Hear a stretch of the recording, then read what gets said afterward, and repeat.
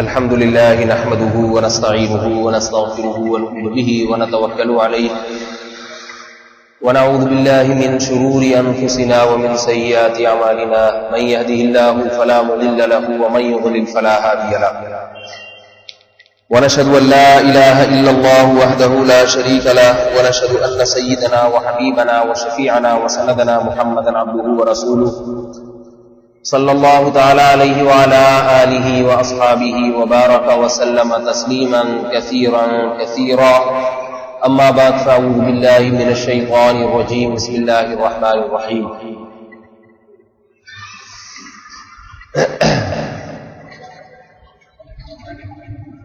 شهر رمضان الذي أنزل فيه القرآن هدى للناس وبينات من الهدى والفرقان فمن شهد منكم الشهر فليصم. رمضان المبارک تقریباً گزرنے کو ہے، ختم ہونے کو ہے.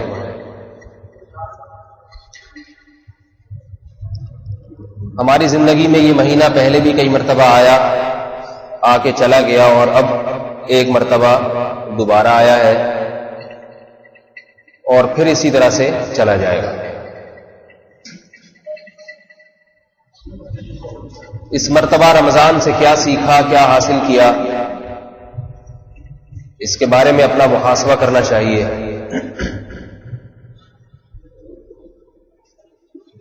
احتساب کی صدا آج ہر جگہ لگائی جاتی ہے.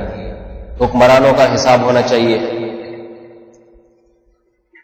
کس نے کیا کھایا، کتنا کمایا، قوم کی کیا خدمت کی، سب حساب ہونا چاہیے. لیکن اپنے احتساب، اپنے حساب کی طرف ہم میں سے کوئی بھی توجہ نہیں دیتا. حالانکہ دوسرے کا اگر حساب نہ لے تو قیامت میں اللہ تو حساب لے لے گا. ہم اگر اپنے حکمرانوں کو چھوڑ دیں، ان سے حساب نہ لیں، تو قیامت میں اللہ نے تو لینا ہے. ایسا نہیں ہوگا کہ اللہ تعالیٰ کسی کو چھوڑ دیں، اس سے حساب و کتاب نہ لیں. فرعون جیسے طاقتور بادشاہ اور حاکم کو اللہ نے نہیں معاف کیا، نہ چھوڑا، تو ہمارے کمزور حکمرانوں کو کیسے معاف کر دیا جائے گا، ان سے کیسے حساب و کتاب نہیں ہوگا. لہذا یہ کام تو ہونا ہی ہے. لیکن جس کی طرف توجہ زیادہ دینی چاہیے وہ ہے اپنا احتساب، اپنا حساب. کیونکہ انسان جتنا اپنا خیر خواہ ہوتا ہے اتنا کسی کا خیر خواہ نہیں ہوتا. یہ انسان کی فطرت ہے. ہر آدمی چاہتا ہے پہلے میں، دوسرا دوسرے نمبر پہ. لیکن اپنا محاسبہ نہیں کرتے ہم، کس میں دوسرا پہلے اور میں بعد میں. اس کی وجہ کیا ہے کہ ہمارا خیال یہ ہے کہ ہم حساب و کتاب کر کے، اپنا احتساب کر کے پھنس جائیں گے. اور ظاہر پھنسانا انسان دوسرے کو چاہتا ہے، خود کوئی نہیں پھنسنا چاہتا. میرا خیال ہے شاید سمجھ میں نہیں آ رہی بات. احتساب کا مطلب کیا ہوتا ہے؟ آپ اس سے پوچھیں سامنے والے سے، ہاں بھائی کتنی چوریاں کی، کتنے جرائم کیے، کیا کچھ کرتے رہے ہو. گواہ پیش کیے جائے اس پہ تو ظاہر ہے وہ پھنس جائے گا. جرائم کا اقرار کرے گا تو پھنس جائے گا، اس کی ذلت ہوگی. اور پھنسنا کسی کو پسند نہیں ہے. ہر آدمی چاہتا ہے دوسرا پھنسے، میں بری الذمہ رہوں. یہ بھی انسان کی ایک قسم کی طبیعت ہے.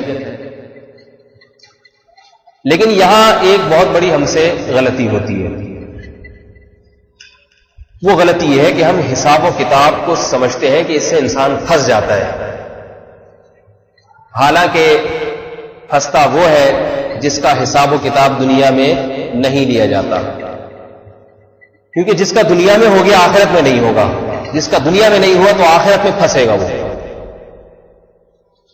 دنیا میں اگر محاسبہ نہیں کیا، اپنا احتساب نہیں کیا، اپنی غلطیوں کو تسلیم کر کے ان کی اصلاح کی کوشش نہیں کی، اپنے اوپر خود سے سزا جاری نہیں کی، تو یہ کام پھر بعد میں ہوگا، اور بعد میں بہت ہی خطرناک احتساب ہوگا. دنیا میں حساب اور سزا ہلکی ہے، اللہ نے ہلکی سزا رکھی ہے. آخرت میں بہت زیادہ رکھی ہے. دیکھیے رسول اللہ صلی اللہ علیہ وسلم نے فرمایا جب کوئی شخص بخار میں مبتلا ہوتا ہے، اللہ کسی مسلمان کو بخار میں مبتلا کرتے ہیں، تو بخار کی جو آگ ہے، بخار کی جو گرمی ہے، یہ گرمی بھی انسان کے گناہوں کو دھوتی ہے، صاف کرتی ہے، پاک کرتی ہے. لہذا بخار مسلمان کے حق میں بہت بڑی نعمت ہے. لیکن اگر دنیا میں بخار نہ ہو اور آخرت میں معافی تلافی ہو گرمی سے، تو وہاں کی گرمی جہنم کی آگ ہے. آخرت میں بھی مسلمان جب جہنم میں جائیں گے تو جہنم کی آگ سے ان کے گناہ جھڑیں گے، معاف ہوں گے. جتنا عرصہ لگے معافی میں اتنا عرصہ جہنم میں پڑے رہیں گے. موازنہ کر لیں، مقابلہ کر لیں، یہاں کی گرمی بخار اور وہاں کی گرمی آگ. اللہ کے نبی نے فرمایا کہ جس کو بخار میں مبتلا کیا جاتا ہے، حدیث کا مفہوم ہے کہ جہنم کی گرمی سے اس کو بچایا جاتا ہے. اتنے حصے کا عذاب اللہ نے دنیا میں دے دیا اسے. یہاں کتنا تھوڑا اور وہاں کتنا زیادہ. اس لیے خوش قسمت انسان وہ ہے جسے گناہوں کی سزا یہی مل جائے، وہاں نہ ملے، اور بدقسمت وہ ہے جسے یہاں کچھ نہ ہو، گناہ بھی کرتا رہے اور خوش و خرم زندگی بھی گزارتا رہے. لوگ کہتے ہیں یہ آواز اگر اس کی ذرا تیز کر دے، میرا گلا بیٹھا ہوا ہے، تو اسپیکر کی آواز ذرا بڑھا دے تاکہ مجھے گلے پر زیادہ زور نہ دباؤ نہ ڈالنا پڑے. رمضان کے آخری عشرے میں تو بیانات ہی بیانات ہیں، اور افطاری میں بعض دفعہ آدمی کوئی ایسی اوٹ پٹانگ قسم کی چیز کھا لیتا ہے، کیونکہ بہرحال دل تو ہر ایک کا کرتا ہے. پرہیز کون بھلا افطاری میں کرے. اور میرا گلا ایسا ہے کہ وہ کوئی الٹی سیدھی چیز برداشت کرتا نہیں ہے. کھٹائی کا نام سن کے کھٹائی میں پڑ جاتا ہے. اس لیے کل میں نے دوا کھائی تھی تو کچھ گلا کھلا میرا، ورنہ کل تو بالکل ہی بیٹھ گیا تھا. میں یہ کر رہا تھا کہ یہاں اللہ نے سزا بہت تھوڑی رکھی ہے. اگر ایک شخص گناہ کرتا رہے، بد نظری کرتا ہے، زنا کرتا ہے، شراب پیتا ہے، نمازیں ضائع کرتا ہے، والدین کی نافرمانی کرتا ہے، اور آپ دیکھ رہے ہیں کہ اسے کچھ بھی نہیں ہوتا، اس کا کاروبار بھی پھل پھول رہا ہے، نہ اسے کوئی بیماری آتی ہے، نہ اس سے کوئی حادثہ لاحق ہوتا ہے، عزت بھی روز بروز بڑھتی چلی آ رہی ہے، تو سمجھ لیں کہ یہ بہت ہی بدقسمت ہے، بہت ہی بدقسمت. کیونکہ یہ تو اصول کی بات ہے کہ خدا اپنی نافرمانی کو جیسے پسند نہیں کرتا تو نافرمانوں سے محبت بھی نہیں کرتا. یہ کیسے ممکن ہے کہ ایک آدمی ظالم ہو، نافرمان ہو، باغی ہو، اور خدا اسے پھلتا پھولتا دیکھ لے؟ یہ ممکن نہیں ہے. اللہ اگر اپنے نافرمان کو پھلاتا اور پھلاتا ہے اس لیے تاکہ آخرت میں ساری کسر نکل جائے اس میں. ایسا نہ ہو کہ دنیا میں آفتوں اور مصیبتوں کے ذریعے اس کے گناہ ہلکے ہو جائے اور آخرت کی آگ مجھے اس کے لیے ٹھنڈی کرنا پڑے. ایسا نہ ہو. سَنَسْتَدْرِجُهُمْ مِنْ حَيْثُ لَا يَعْلَمُونَ، فرمایا ہم ان نافرمانوں کو ڈھیل دیں گے، ان کو خود پتہ نہیں چلے گا. یہ سمجھ رہے ہوں گے اللہ کی نعمتیں، دیکھو اللہ کا دیا سب کچھ ہے ہمارے پاس. حضرت آپ تو نہ نماز پڑھتے ہیں، آپ نہ والدین کے ساتھ اچھا سلوک کرتے ہیں، آپ نظر کی حفاظت نہیں کرتے، آپ غیبت سے نہیں اجتناب کرتے، اور پھر بھی اللہ کا دیا آپ کے پاس سب کچھ ہے. تو یہ خوش ہونے کی بات بولو بھائی نہیں. لوگ خوش ہو رہے تو ماشاء اللہ اللہ کا دیا بہت کچھ. اللہ کا دیا یقیناً ہے، اللہ ہی نے دیا یہ، لیکن یہ اللہ کا دیا اس حالت میں نعمت نہیں ہے. نعمت نہیں. رسول اللہ صلی اللہ علیہ وسلم کی صحیح حدیث ہے، صحیح بخاری صحیح مسلم کی حدیث، فرمایا ان اللہ اذا رضی القوم، اللہ جب کسی سے محبت کرتے ہیں، عجل له عقوبته فی الدنیا، اس کی آخرت کی سزا اسے دنیا میں ہی دے دیتے ہیں. اور جس سے اللہ رب العزت نفرت کرتے ہیں اسے اس کی سزا دنیا میں نہیں دیتے. فرعون کو دیکھیں، کتنا پھلا پھولا ہے، کتنی عزت ملی. مقابلہ وقت کے سب سے بڑے نبی سے، اللہ کے کلیم سے مقابلہ کرنے والا، اسے بھی مہلت دی جا رہی ہے. ہزاروں بچوں کا قاتل، بتاؤ اس سے بڑا کوئی ظالم ہو سکتا ہے؟ اور قاتل بھی کیسا؟ یذبح ابناءہم، دودھ پیتے بچوں کو ذبح کروا دیا کرتا تھا. کیا ماؤں کے دل پہ گزرتی ہوگی جن کی چھاتیوں سے بچوں کو چھین کے ان کے گلوں پہ چھری چلائی جاتی تھی. ایک بچہ نہیں، دو بچہ نہیں، بنی اسرائیل کی نسل کو ختم کرنے کے لیے سینکڑوں بچے ذبح کر ڈالے تھے اس نے. کتنی بددعائیں اور کتنی آہیں لگی ہوں گی اس کو، مگر نہ اس کی حکومت کا تختہ الٹا جا رہا ہے، نہ کوئی اپوزیشن کا ڈر، کوئی اپوزیشن اس کے خلاف دھرنے دے رہی ہو. ہمارے حکمران تو وہ کچھ کر نہیں سکتے جو فرعون کر گیا. ہمارے حکمران اگر کچھ زیادہ کریں گے تو اپوزیشن دھرنا دے گی کہ اب ہمیں بھی کچھ موقع دو کرنے کا، سارا تم ہی کھا جاؤ گے. اب ہماری باری بھی آنے والی ہے، کچھ اسلام آباد ہمارے حوالے کرو تاکہ اب ہم اس قوم کو لوٹیں. ایسا نہ ہو کہ تم لوٹ لاٹ کے بالکل ہی قحط زدہ بنا دو ملک. اپوزیشن مقابلہ کرتی ہے اور وہ حکمرانوں کی ٹانگیں کھینچنے کی کوشش کرتی ہے کہ یہ کرسی ہمارے حوالے کرو. اور ہم ایسے گدھے، اللہ معاف فرمائیے، لفظ مجھے کہتے ہوئے اچھا نہیں لگ رہا، لیکن حقیقت ہے ہماری حالت شاید گدھوں سے کم نہ ہو. ووٹ پھر انہی کو دیں گے. چلو اس دفعہ تم نے لوٹا ہے، اس دفعہ اپوزیشن کو. پھر اس کے بعد لوگ آ کے میرے پاس شکایت کرتے ہیں کہ یہ ہمارے حکمران کیا کر رہے ہیں، قتل و غارت. تو میں کہتا ہوں اس میں حکمرانوں کو برا بھلا کہنے کی ضرورت نہیں ہے، یہ ہمارے ہی پہنچائے ہوئے لوگ ہیں، ہمارے پہنچائے ہوئے لوگ. ابھی آپ دیکھ لیں اگر الیکشن ہو جائے دوبارہ، وہی بدل کے چہرے بدل کے لائے جائیں گے. تو جب میرے بھائی ہم خود ان حالات پہ راضی ہیں، خدا نے آج تک اس قوم کی حالت نہیں بدلی، نہ ہو جس کو خیال خود اپنی حالت کے بدلنے کا. ان اللہ لا یغیر ما بقوم حتی یغیروا ما بانفسہم، فرمایا اللہ رب العزت نے کہ اللہ اس قوم کی حالت کبھی نہیں بدلتا جو خود اپنی حالت بدلنے کی کوشش نہیں کرتی. اللہ فرماتے ہیں تم اسی قتل و غارت پہ، اسی لوڈ شیڈنگ پہ خوش ہو، راضی ہو، تو ٹھیک ہے، خوش رہو، پھر شکایتیں نہ کرو، دعائیں نہ مانگو مجھ سے. بہرحال میں یہ عرض کر رہا تھا آج کے حکمرانوں کو تو اپوزیشن کا، حزب مخالف کا ڈر ہوتا ہے. فرعون کو اس کا بھی ڈر نہیں تھا، کوئی مقابلے میں تھا ہی نہیں.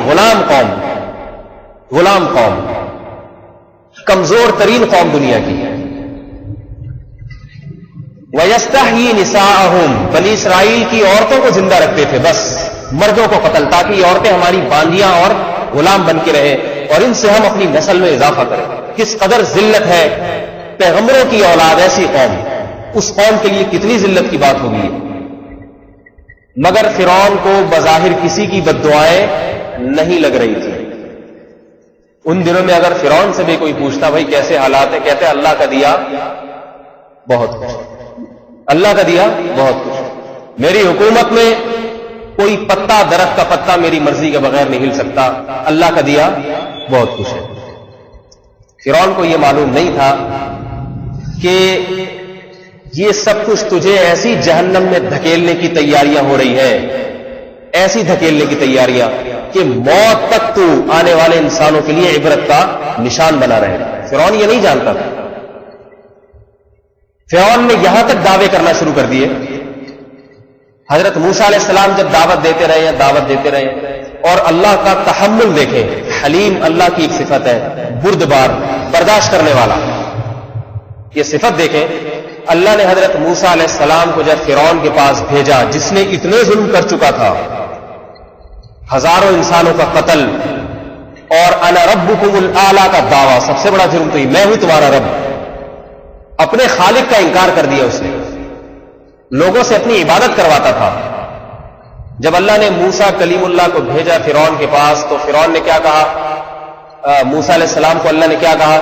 قولا له قولا لینا لعله يتذکر او یخشی، اے موسیٰ نرم لہجے میں بات کرنا، شاید کہ وہ ڈر جائے اور نصیحت حاصل کر لے. شاید اس وقت بھی اس کو مہلت دی جا رہی ہے، آ جاؤ، اب آ جاتے ہو تو تمہاری توبہ قبول ہے.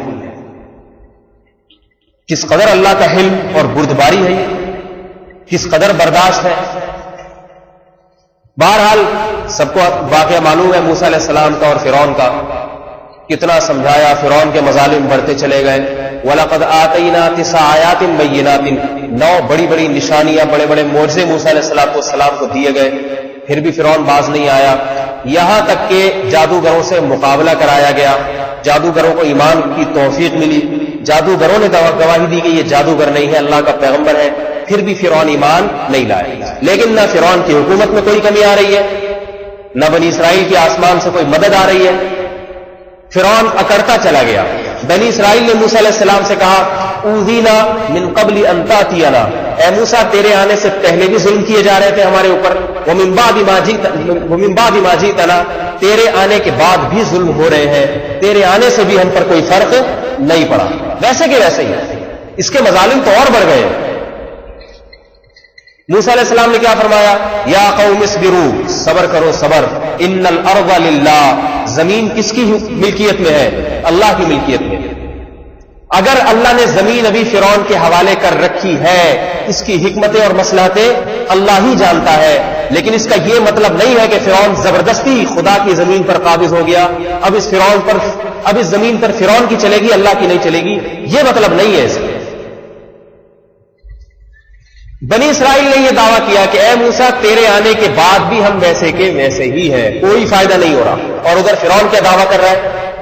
اتنے معجزات دکھانے کے بعد، اتنا سمجھانے کے بعد فرعون یہ دعویٰ کر رہا ہے کہ اگر میں غلط ہوتا، یہ بات سننے کی ہے، سمجھنے کی، اگر میں غلط ہوتا اور موسیٰ برحق ہوتے تو جو دولت میرے پاس ہے وہ موسیٰ کے پاس ہونی چاہیے تھی، کیونکہ آپ کا دعویٰ ہے کہ دولت اور حکومت کس کے قبضے میں ہے؟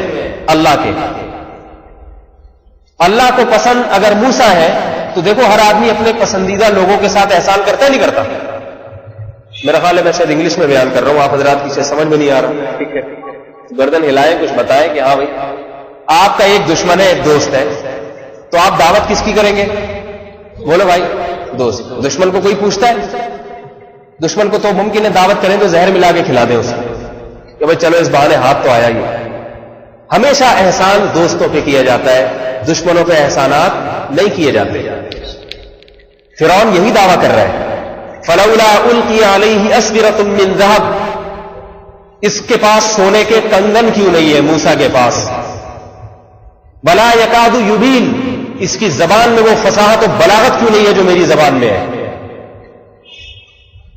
اور اس کے ساتھ فرشتے کیوں نہیں چلتے؟ ایسے ایسے دعوے کہ اگر یہ اللہ کا پسندیدہ ہے، اس کائنات کو بنانے والے کا پسندیدہ ہے، تو اس نے مجھے حکومت دی، مجھے دولت دی، اسے کچھ بھی نہیں دیا، اسے مسکین اور غریب کیوں بنایا اس نے؟ لہذا یہ دعویٰ کر کے اپنی قوم میں کہا کہ میں حق پر ہوں، موسیٰ حق پر نہیں۔ یہاں اپنا محاسبہ کرنا چاہیے کہ کہیں ہم بھی اسی گھمنڈ میں مبتلا تو نہیں؟ ہمارے پاس گاڑی ہے، ہمارے پاس اچھا گھر ہے، ہماری صحت اچھی ہے، ہم اپنے آپ کو اللہ کا محبوب سمجھنا شروع کر دیں اور کہیں کہ بھئی اگر ہم برے ہوتے تو ہم پہ فالش کیوں نہیں گرتا، ہم سے اللہ ناراض کیوں نہیں ہوتا، ہمیں کسی مصیبت میں مبتلا کیوں نہیں کرتا؟ یہ حالات تو میرے بھائی اللہ نے اپنے دشمنوں کے ساتھ رکھے ہیں۔ فرعون نے یہ دعویٰ کیا، فاستکبر هو وجنودہ، اللہ فرماتے ہیں اللہ نے نعمتیں دی، ان نعمتوں کی بنیاد پہ اللہ کے سامنے جھکنے کے بجائے تکبر کرنے لگا فرعون بھی اور اس کی قوم بھی۔ اللہ فرماتے ہیں فاغرقناہم فی الیم، انجام دیکھو کیا ہوا ہے، ہم نے ان کو پانی کی موجوں کے حوالے کر دیا۔ اور آخر وقت میں فرعون نے جب توبہ کی تو اللہ نے کیا فرمایا؟ آل وقد عصیت قبل، اب تو توبہ کر رہا ہے، اس سے پہلے تو نافرمانی کرتا رہا، اب تیری توبہ قبول نہیں ہوگی۔ این آخری وقت میں اللہ نے اس کو ہلاکت دی اور فرمایا کہ النار، آج کے بعد زمین تیری لاش کو پھینک دے گی، پانی تیری لاش کو پھینک دے گا۔ فَالْيَوْمَ نُنَجِّيكَ بِبَدَنِكَ، تیرے جسم کو ہم محفوظ رکھیں گے، لِتَكُونَ لِمَنْ خَلْفَكَ آیَةً، تاکہ بعد والے لوگوں کے لیے تو نشانی بنے۔ اور فرمایا کہ صبح و شام یعرضون علیہا غدوا وعشیا، فرعون کی روح کو آگ پر پیش کیا جاتا ہے جسے برزخ کا عذاب کہتے ہیں۔ اور وَيَوْمَ تَقُومُ السَّاعَةُ، جب قیامت قائم ہوگی، أَدْخِلُوا آلَ فِرْعَوْنَ أَشَدَّ الْعَذَابِ، اس سے بڑی آگ میں فرعون کو ہمیشہ کے لیے داخل کر دو۔ تو میرے بھائی وہاں کا عذاب ہے آگ سے کم عذاب نہیں ہے وہاں پہ۔ خوش قسمت انسان وہ ہے جو اس دنیا میں گناہوں سے توبہ کر لے، اپنا محاسبہ کر لے، لسٹ بنا دے گناہوں کی کہ میرے اندر یہ برائیاں ہیں. اگر میں سکون سے زندگی گزار رہا ہوں اس کا یہ مطلب نہیں ہے کہ میرا خدا ان برائیوں سے راضی ہے.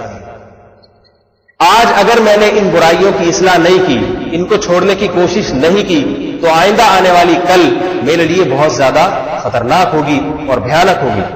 فرمائے ان الذین یکسبون الاثم, وہ لوگ جو گناہ کماتے ہیں, سیجزون, بہت جلد ان کو بدلہ دے دیا جائے گا, دیر نہیں ہے. لوگ کہتے ہیں ابھی لمبی عمر ہے, قبر کب ہوگی اور میدان حشر کب ہوگا. اللہ فرماتے ہیں سیجزون, سا عربی میں آتا ہے بہت جلدی کے لیے. ہمیں موت دور نظر آ رہی ہے, اللہ کو ہماری موت ہم سے زیادہ قریب نظر آ رہی ہے. اللہ بتا رہا ہے بہت قریب, تم سمجھ رہے ہو تمہاری موت دور, حالانکہ تمہاری موت بہت قریب ہے. جب آئے گی موت تو ما لبثوا غیر ساعۃ, یہ خیال ہوگا کہ میں دنیا میں ایک گھڑی بھی نہیں رہا. دنیا میں کوئی ایسا نہیں ہے سوائے اہل اللہ کے جن کی موت کا وقت آتا ہو اور وہ یہ خوش ہوتے ہوں کہ بڑی دیر سے آئی, چلو اب تو مرنا ہی تھا. ایسا نہیں ہے. دنیا میں جس کی موت کا وقت بھی آتا ہے وہ کہتا ہے مجھے توقع نہیں تھی کہ میں اتنی جلدی مر جاؤں گا. 99 سال کے بوڑھا اگر اس کے پاس موت کا فرشتہ آتا ہے تو 99 سال کا بوڑھا بھی یہ کہہ رہا ہوتا ہے کہ میں تو یہ سمجھ رہا تھا بھی میں نے 10-15 سال اور جینا ہے, اتنی جلدی میں کیسے مر گیا. یاد رکھیے جتنے لوگ قبرستان میں آزاد ہیں ان میں کوئی بھی اپنی مرضی سے اپنی خوشی سے دنیا سے نہیں گیا, تبھی تو علاج کی کوشش کرتے ہیں. ہسپتال سے جس کی میت اٹھ رہی ہے اس کی علامت ہے کہ اس نے مرنے کی کوشش نہیں کی تھی, مرنے پر یہ راضی نہیں تھا.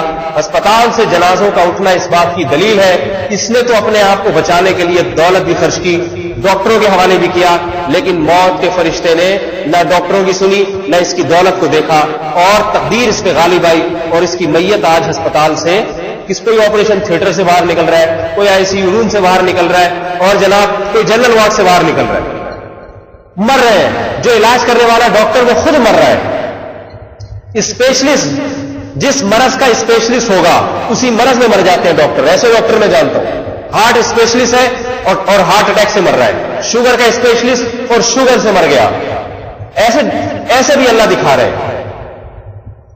شیطان ہمیں دھوکہ دیتا ہے. میں اور آپ یہ سمجھتے ہیں کہ نہیں, ہمیں مرنے سے پہلے بتایا جائے گا کہ آپ کے اتنے دن رہ گئے مرنے کے لیے, آپ کا ہفتہ رہ گیا, آپ کا 1.5 ہفتہ رہ گیا, اور پھر بڑے اہتمام سے تیاری کر کے ہم اپنی مرضی سے مریں گے. سمجھ آ رہی ہے نا بات؟ میرا خیال ہے نہیں آ رہی سمجھ.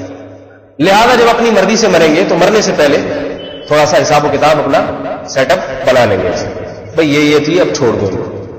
لیکن افسوس اس پر ہے اگر یقین ہو جائے نا ایک ہفتے بعد میں مر جاؤں گا, پھر بھی گناہ سے توبہ نہیں کرتے.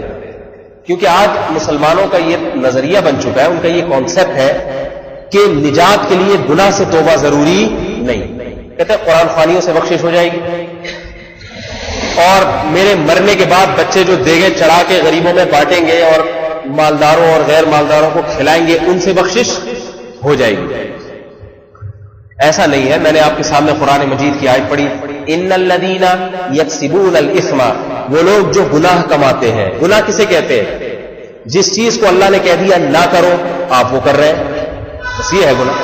اور جس چیز کو کہہ دیا کرو آپ وہ نہیں کرتے. یہ پورے دین کا خلاصہ ہے, پورے دین کا خلاصہ. اللہ نے کہا اقیموا الصلاۃ, نماز قائم کرو. یہ 5 نمازیں جو ہیں آپ نہیں کر رہے تو 1000 قرآن خوانیاں کر لیں, 1000 کونڈے کر لیں, اور معلوم نہیں کیا کیا کر لیں. اللہ کہہ رہے یہ کرو آپ نہیں کر رہے تو میرے بھائی بخشش نہیں ہوگی. وہ الگ بات ہے اللہ تعالیٰ اپنی رحمت سے کسی کو معاف کر دے تو کوئی پابندی نہیں ہے. میں کوئی خدا نخواستہ کوئی جہنم میں پہنچانے کے لیے نہیں آیا کسی کو, لیکن قانون یہی ہے کہ اس کو سزا ملے گی. قانون یہی. ہم میں ہر شخص یہ سمجھتا ہے کہ یہ قانون اللہ میرے حق میں جاری نہیں کرے گا, باقی لوگوں کے لیے میری ویسے ہی ہو جائے گی. یہ بھی غلط فہمی ہے میرے بھائی. چلے ایک چیز کے بارے میں آپ نے تصور کر لیا اللہ یہ ویسے ہی بخش دے گا یہ گناہ, تو چلو ایک بخش دے گا, دوسرا بھی بخش دے گا, تیسرا بھی بخش دے گا. یہ تو یہودی کہا کرتے تھے, عیسائی کہا کرتے تھے نحن ابناء اللہ واحباؤہ, ہم اللہ کے بیٹے, اللہ کے لاڈلے. اللہ دوسری قوموں کو مروائے گا, ہمیں نہیں مروائے گا, ہماری بخشی بخشائی جائے گی. تو جس آدمی کا یہ نظریہ ہے کہ اللہ باقی مسلمانوں کو جہنم میں ڈالے گا, یہ جو حدیث میں آتا ہے نا نافرمان لوگ مسلمان بھی جہنم میں جائیں گے, یہ میرے علاوہ باقی لوگوں کے بارے میں, میں نہیں ہوں اس میں, تو یہ بہت بڑی غلط فہمی کی بات ہے. اگر هل عندکم من علم فتخرجوه لنا, اللہ فرماتے ہیں تمہارے پاس پہلے سے کوئی علم ہے کہ تم جنتی ہو تو لے آؤ ہمارے سامنے وہ علم. کوئی پہلے سے علم اگر ہے، اور اتخذتم عند اللہ عہدا، کہ اللہ سے تمہارا کوئی ایگریمنٹ ہوا ہے کہ تمہاری نافرمانی پہ اللہ تمہیں کچھ نہیں کہے گا کیوں تم اللہ کے خصوصی لاڈلے ہو، باقی لوگوں کو پکڑے گا اللہ تعالیٰ. اتخذتم عند اللہ عہدا، اگر تم نے اللہ سے کوئی ایسا عہد کیا ہے، فلن یخلف اللہ عہدہ، تو واقعی پھر اللہ بھی اپنے معاہدوں کی خلاف ورزی نہیں کرتا. ام تقولون علی اللہ ما لا تعلمون، یا اللہ پر ایسی باتیں کرتے ہیں جو تمہیں خود معلوم نہیں ہے. شیطان انسان کو بہت بڑی بڑی امیدیں دلاتا ہے، بہت بڑی بڑی امیدیں. وہ کہتے ہیں زندگی بہت طویل ہے، بہت طویل ہے، ابھی نہیں، بعد میں توبہ، بعد میں توبہ. امیدیں دلا دلا کے جب عین موت کا وقت قریب آتا ہے پھر انسان حسرت اور افسوس میں مبتلا ہو جاتا ہے. تو میرے بھائی رمضان بھی یہی پیغام لے کر آتا ہے، لعلکم تتقون. فرمایا کتب علیکم الصیام، تم پر روزے فرض ہیں تاکہ تم تقوی اختیار کرو، تم سے خدا کی نافرمانی چھوٹ جائے. تقوی کا مطلب بچنا، عربی میں تقوی بچنے کو کہتے ہیں، اور بچنے سے مراد ہر چیز سے بچنا نہیں، ہر چیز سے بچنا تو شریعت میں مقصود نہیں. بچنے سے مراد خدا کی ناراضگی سے بچنا، ایسے کام سے بچنا جس سے اللہ ناراض ہوتا ہے. یاد رکھیں اللہ تعالیٰ فرائض اور واجبات کو چھوڑنے سے ناراض ہوتے ہیں اور ناجائز اور حرام کاموں کے کرنے سے ناراض ہوتے ہیں، اسی پر عذاب آتے ہیں. وظیفوں کے چھوٹنے سے عذاب نہیں آتے، اشراق تہجد کے چھوٹنے سے عذاب نہیں آتے. بڑی فضیلت ہے اشراق کی نماز کی، تہجد کی بڑی فضیلت ہے، لیکن اس سے عذاب نہیں آئے گا. جتنے پیغمبر جنہوں نے اپنی قوم کو عذاب سے ڈرایا، انہوں نے اس بات سے ڈرایا کہ تم خدا کی نافرمانی کرو گے تو عذاب آئے گا. یہ نہیں کہا کہ دیکھو تم صبح و شام فلاں وظیفہ نہیں پڑھ رہے لہذا عذاب آ جائے گا، تم نے درود شریف پڑھنا چھوڑ دیا ہے آج کل لہذا عذاب آ جائے گا، تم تہجد کی نماز کیوں نہیں پڑھتے لہذا عذاب آ جائے گا. ایسا کوئی نہیں ہے. ان کل الا کذب الرسل، فرمایا کہ انبیاء کی تکذیب کی، اور ایک اور مقام پر فرمایا کہ انبیاء کی نافرمانی کی. نافرمانی کا مطلب انبیاء کہہ رہے ہیں کام کرو، وہ کہہ رہے ہیں ہم نہیں کریں گے. ان باتوں پر عذاب آیا. آپ ذرا سرسری سا مطالعہ کریں قرآن میں جن قوموں پر عذاب آیا ان کی وجوہات کیا تھی. آج مسلمان ان وجوہات کو چھوڑنے کے لیے تیار نہیں. قوم عاد، قوم ثمود، قوم اصحاب مدین. اصحاب مدین کا کیا جرم تھا میرے بھائی؟ قوم ثمود کا کیا جرم تھا؟ ناپ تول میں کمی کرنا. اس بنیاد پر ان پر عذاب آیا. نبی نے کہا، حضرت صالح علیہ السلام نے، کہ تم ناپ تول میں کمی کرتے ہو. انی اراکم بخیر، میں دیکھتا ہوں کہ تم قحط زدہ لوگ نہیں ہو. ایک آدمی ایسا بھوکا، ایسا ننگا کہ بھوک سے مر رہا ہے، وہ کسی کا بٹوا چرا لے یا تھوڑا گاہک کو ڈس لے، کوئی چونا لگا دے، کوئی ٹوپی پہنا دے گاہک کو، چلو جو تھوڑا سا 5 روپے نکال لوں تاکہ ایک وقت کی روٹی میرے اور میرے بچوں کو مل جائے، تو سمجھ میں بھی آتا ہے. مجبور تھا بیچارہ، بھوکا ہے، کہیں سے روٹی کا انتظام نہیں ہو رہا. لیکن حضرت صالح علیہ السلام فرما رہے انی اراکم بخیر، میں دیکھتا ہوں کہ تمہیں پیٹ بھر کے روٹی ملتی ہے، تمہارے جسموں پہ لباس موجود ہے، قحط نہیں پڑا. اس کے باوجود تم گاہکوں میں ناپ تول میں کمی کرتے ہو. پیسے جب لیتے ہو پورے گن کے لیتے ہو، اور جب سودا دیتے ہو تو اس میں ڈنڈی مارتے ہو.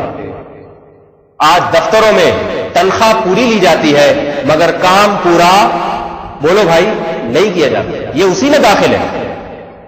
اسکول ٹیچر اگر گورنمنٹ کا ہوگا بچوں کو محنت سے سنجیدگی سے پڑھائے گا نہیں، تنخواہ پوری لے گا گن گن کے، تنخواہ پوری، چھٹیاں کرے گا، حاضری لگوائے گا وہاں پہ. صالح علیہ السلام نے کیا فرمایا؟ انی اخاف علیکم عذاب یوم عظیم، مجھے ڈر ہے کوئی بہت بڑے دن کا عذاب، بہت بڑا عذاب تم پر نہ آ جائے. وہ قوم جواب میں کیا کہنے لگی؟ یا صالح قد کنت فینا مرجوا قبل هذا، اے صالح تو تو بڑا اچھا نوجوان تھا، مرجوا تجھ سے تو ہمیں بڑی بڑی امیدیں تھیں. اتنہانا ان نعبد ما یعبد آباؤنا او ان نفعل فی اموالنا ما نشاء، تو ہمیں ہمارے باپ دادا کے معبودوں کی عبادت سے روکتا ہے اور ہمارے کاروبار میں دخل اندازی کرتا ہے. ہماری تجارت، ہمارا مال، ہمارا گاہک، ہم جیسے چاہے اپنا مال بیچیں، اس میں تیری مداخلت ہمیں برداشت نہیں ہے. الصلاۃ تأمرک، کیا تیری نمازیں اس بات کا حکم دیتی ہیں؟ آج تک ہم نے تجھے کبھی نماز سے نہیں روکا، روزے سے نہیں روکا، تو روزہ بھی رکھ، نماز بھی پڑھ، ہمیں اس پر کوئی اعتراض نہیں. لیکن مسجد سے باہر آنے کے بعد تو ہماری دکانوں میں اور ہمارے نجی معاملات میں جو دخل اندازی کر رہا ہے کہ یہ تجارت کا طریقہ حلال ہے اور تجارت کا یہ طریقہ حرام، یہ نجی معاملات میں دخل اندازی ہمیں قبول نہیں۔ آج بھی لوگ کہتے ہیں مولوی کا کام ہے ختم قرآن پہ دعا کرا کے مٹھائی تقسیم کر کے چلے جانا، مولوی کا کام ہے ہمارے بچے میں کان میں آ کے اذان کہہ دینا، مولوی کا کام ہے بچے کو اگر پیلیا ہو گیا ہے تو کچھ ٹوٹ کے کر کے اس کے گلے میں ہاتھ ڈال دینا، مولوی کا کام ہے کہ پھونک مار دینا ہمارا بچہ اگر روتا زیادہ ہے۔ لیکن مولوی اگر ہماری تجارت میں گھسنے کی کوشش کرے گا اور کہے گا کہ سود چھوڑ دو، بینک کی ملازمت چھوڑ دو، بینک کے مینیجر بننا حرام، بینک کے ساتھ سودی بینکوں کے ساتھ کسی قسم کی معاونت اور تعاون حرام، اور بینک میں جو آدمی ملازمت کرتا ہے یا کوئی سود کھاتا ہے اس کے ہدیہ قبول کرنا بھی اسی طرح حرام، کیونکہ اللہ کے نبی نے فرمایا سود لینے والے پر بھی لعنت، دینے والے پر بھی لعنت، گواہ بننے والے پر بھی لعنت، اور سود کی کتابت اور لکھنے والے پر بھی لعنت۔ تو لعنتی عمل کی اجرت حلال کیسے ہو سکتی ہے؟ اور اگر اس کے لیے حلال تو سب کے لیے حلال، کسی کے لیے بھی جائز نہیں ہے کہ اس کی آمدن سے استفادہ کرے۔ اگر مولوی صاحب ممبر پہ بیٹھ کے یہ بات کرنا شروع کر دے تو لوگ کہیں گے یہ مولوی اپنی پٹری سے ہٹنا شروع ہو گیا ہے، انہیں ہم نے نماز پڑھانے کے لیے بٹھایا تھا اور بچے کی کان میں اذان کہنے کے لیے، نماز جنازہ پڑھانے کے لیے، یہ تو ہمارے گھروں میں گھس کے ہماری آمدن میں دخل اندازی کرنا شروع کر دی، ہماری چائے کا حرام کہہ رہا ہے۔ تو یہی حساب کتاب ہے۔ میں ایک جگہ نکاح پڑھانے کے لیے گیا، بہت کم جاتا ہوں میں کہیں نکاح پڑھانے کے لیے میں گیا، میں نے پڑھایا نکاح تو میں نے دیکھا سالیاں جو لڑکی کی بہنیں تھیں وہ نیا نیا جو دولہا بنا تھا اس سے بہت فری ہو رہی تھی۔ میں بیٹھا ہوا بھی، مجھے یہ عمل اچھا نہیں لگا۔ میں نے کہا لوگ مولوی صاحب سے صرف نکاح پڑھوا کے چلے جاتے، آگے یہ نہیں پوچھتے کہ یہ جو حرکت ہو رہی ہے یہ جائز ہے یا بولو بھائی ناجائز۔ میں نے بتایا کہ شریعت میں سالی کے لیے اپنے بہنوئی سے پردہ کرنا فرض ہے، سمجھ میں آ رہی ہے بات؟ فرض ہے۔ شادی جس لڑکی سے ہوئی ہے بس وہی آپ کی ہوئی، اس کی بہنوں سے آپ کا تعلق نہیں، رشتہ داری ہے ٹھیک ہے خیال کرنا چاہیے لیکن فری ہونے کی اجازت بولو بھائی نہیں۔ مجال ہے کوئی مولوی صاحب بول کے دکھا دے وہاں پہ یہ غلط ہو رہا ہے۔ لوگ کیا کہتے ہیں انہوں نے تو ہمارے خاندانوں کو توڑنا شروع کر دیا ہے۔ ایک جگہ مجھے بیان کے لیے بلایا جاتا تھا، ایک گھر میں فیملی تھی بہت بڑی ماشاءاللہ، ایک ہی گھر کی فیملی ماشاءاللہ بہت بڑی تھی، بیٹے بیٹیاں ان کی شادیاں ان کی اولادیں ماشاءاللہ، بڑا اچھا ایک خاندانی گھر جسے کہتے ہیں۔ آج کل تو گھر میں ایک آدھ کے علاوہ ایک آدھ بچہ بڑی مشکل سے وہ بھی ہوا ہوتا ہے، ایک اتفاق سے ایک آدھ اور ہو گیا وہ بھی غلطی سے ہوا ہوتا ہے، ورنہ نظریہ یہی ہے کہ ایک سے زیادہ نہ ہو، تو اس سے فیملی وجود میں نہیں آتی۔ سمجھ آ رہی ہے نا بات؟ فیملی نہیں ہوتی، بس وہ ماں باپ بوڑھے ہو جائیں گے، وہ بچے ایک آدھ کوئی امریکہ میں ہوگا ایک کہیں سعودیہ میں ہوگا، تو بوڑھے ماں باپ پھر ہزار ہزار گز کے بنگلوں میں نا ایک دوسرے کا بیچارے منہ تک رہے ہیں۔ میں نے ایسی فیملیاں دیکھی ہیں، ڈیفینس میں ایسے لوگ بہت ہیں، ایک آدھ بچہ ہوا ماں باپ بوڑھے ہو گئے تو کوئی خاندان ہی نہیں، تو بس پیسے بیچتے رہتے ہیں اولاد، اور یہ بوڑھے ماں باپ ایک دوسرے سے لڑتے رہتے ہیں بیٹھ، اور کچھ کرنے کا کام ہی نہیں۔ تو بہرحال ان کا خاندان ماشاءاللہ بڑا، مجھے انہوں نے بیان کے لیے بلایا، بہت ساری خواتین بھی تھی مرد بھی تھے، میں نے وہاں بیان شروع کیا تو اللہ کی قدرت، کیونکہ گھر کے سربراہ گھر میں موجود نہیں ہوتے تھے، ان کے ملازمت کا ٹائم تھا، وہ گھر میں نہیں ہوتے تھے اس وقت، انہوں نے ان کو بیان سننے کا موقع نہیں ملا۔ اب سارا گھر اللہ کے فضل سے سدھر گیا۔ میں نے بتایا کہ بھئی یہ نافرمانی میں شرکت جائز نہیں ہے، کوئی گناہ کی محفل ہو وہاں آپ کے لیے جانا جائز نہیں۔ تو میں نے بتایا کہ اگر رشتہ داروں کی شادی میں ناچ گانے کی محفل ہے اور کمبائن مرد اور عورتوں کو اکٹھا دعوت ہے، پردے کا انتظام نہیں، تو ایسی مجلس میں نہ مرد کے لیے جانا جائز ہے نہ عورت، چاہے سگے بھائی ہی کی شادی کیوں نہ ہو۔ لا طاعۃ لمخلوق فی معصیۃ الخالق، خدا کی ناراضگی میں مخلوق کی اطاعت جائز نہیں۔ اگر آپ کے والد کہہ دیں نماز نہیں پڑھو تو کیا جائز ہے والد کی اطاعت کرنا؟ یہاں لوگ کہتے ہیں سگا بھائی بھی تو ایک رشتہ ہے، اس کا دل ٹوٹ جائے گا۔ میرے بھائی اللہ کے دل کو جوڑنا پہلے ضروری ہے، سمجھ میں آ رہی ہے بات؟ اللہ کی رضا کا خیال پہلے ضروری ہے، مخلوق اس کے بعد ہے۔ تو میں نے مسئلہ بتایا کہ بھئی جائز نہیں ہے، ایسی مجلس میں جائے جہاں پر خاص طور پر پردے والی عورت کے لیے ایسے مجلس میں چلے جانا یہ کیسے ممکن ہے؟ تو ان کے والد صاحب بڑے خوش تھے کہ ماشاء اللہ میرے گھر کی بڑی اچھی سیٹنگ ہو گئی ہے، ادب تمیز بھی پیدا ہو گیا، ماں باپ کا احترام بھی لوگوں میں پیدا ہو گیا. لیکن اتفاق سے کچھ دنوں کے بعد ان کے ہاں کوئی شادی ہوئی. بچوں نے منع کر دیا، ابا ہم تو نہیں جائیں گے، یہ تو ناجائز ہے، اس میں تو ناچ گانے بھی ہیں اور گیدرنگ بھی ہوگی مردوں عورتوں کی، ہم نہیں جائیں گے. اب ابا یا دادا جو بھی تھے ان کا میٹر گھوم گیا.